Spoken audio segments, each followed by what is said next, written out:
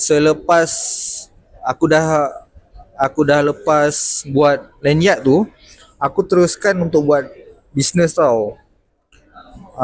Banyak aku menggunakan nama masa tu Scar Creative Design. Scar tu mana aku dapat? Aku ambil daripada nama yang aku selalu gunakan, Slipper Kayu Artwork.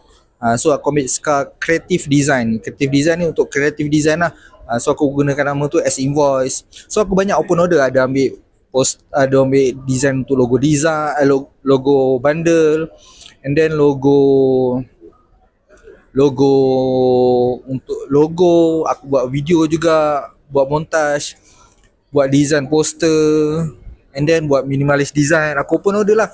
Buat minimalist design tu aku buat satu poster, bukan satu poster lah, macam gambar kita buat jadi minimalis.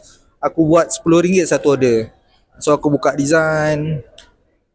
So kat situ aku start explore macam-macam berkenaan design apa semua.